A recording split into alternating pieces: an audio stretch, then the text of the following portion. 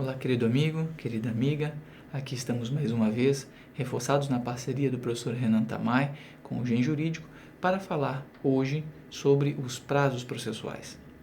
Bem, sabemos que os prazos processuais são relevantíssimos para a atuação forense e, desta forma, merecem um destaque muito importante, ainda mais agora em um momento de um novo Código de Processo Civil. Bem, primeira grande afirmação e importante de ser trazida é a ideia de perceber que os prazos processuais eles serão contados agora para o novo Código somente em dias úteis. Quais são os dias úteis para o Código? De segunda a sexta-feira. Essa é a primeira informação importante que nós temos hoje. Portanto, antes o prazo, por exemplo, se iniciava em uma quarta-feira, ou digamos, era disponibilizado o prazo na quarta-feira, publicado numa quinta, e o início do prazo seria na sexta, se dia útil. Imaginemos que nós tivéssemos 5 dias para determinada manifestação. Então veja, disponibilizado na quarta, publicado na quinta, início do prazo na sexta. Sábado, segundo dia, domingo, terceiro dia, segundo, quarto, terça era o quinto dia. Veja, o prazo era continuamente contado. Ele não sofria uma pausa, fazendo com que, por vezes, o prazo para o advogado ou para o atuante no processo fosse extremamente reduzido, porque, em tese, sábado e domingo são dias em que a pessoa poderia ter um certo descanso, mas o prazo não parava.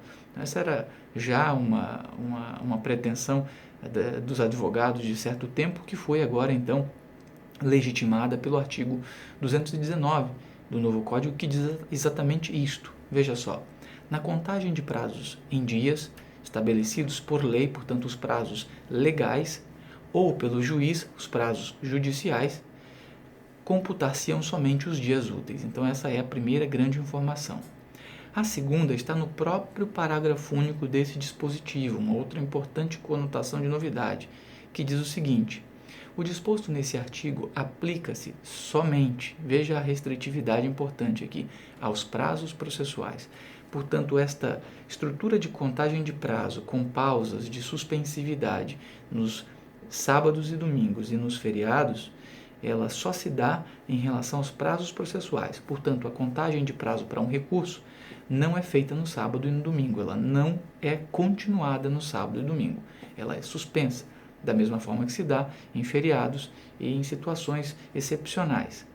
Caso haja também, e esse seria um prazo processual fixado por norma, né? Os prazos dos recursos.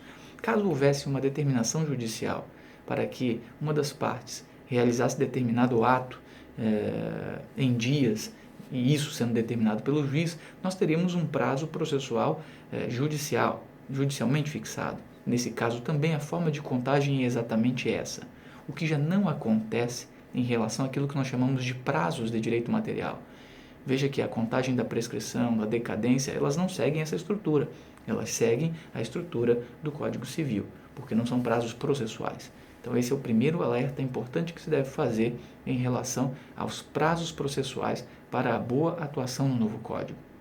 Segundo outro elemento importante que nós tivemos previsto no artigo 220 é a estrutura de que os prazos processuais também estarão suspensos de 20 de dezembro a 20 de janeiro, dando aos advogados o mínimo de possibilidade de descanso no final do ano, o que já vem de certa forma acontecendo na praxe forense via manifestações dos tribunais ao permitirem essa suspensividade, mas não da forma que agora temos no artigo 220, uma importante construção que visa manter a melhor forma de trabalho dos advogados sem prejudicar demais o mínimo descanso, que é o que efetivamente se deve observar.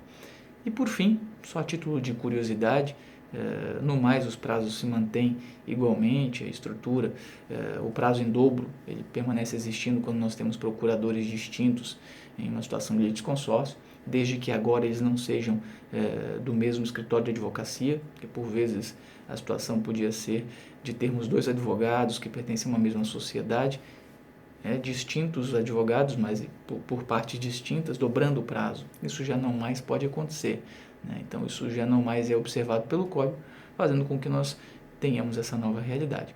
Por fim, só a título de curiosidade, vale aqui ilustrar o artigo 226, que diz o seguinte: o juiz proferirá os despachos em 5 dias, as decisões interlocutórias em 10 dias e as sentenças no prazo de 30 dias.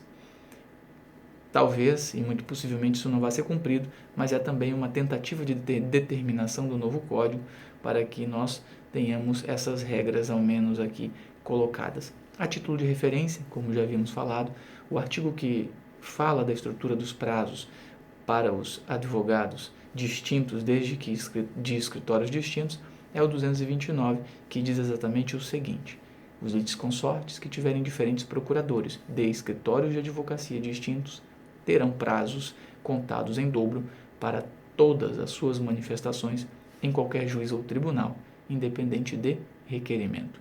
Esta é outra importante construção que vale a pena ser recordada. No mais, em relação aos prazos, grande parte daquilo que nós conhecemos se mantém e está aí algumas informações que gostaríamos de deixar. Um grande abraço do professor Renan Tamay, bons estudos, bom trabalho e até breve.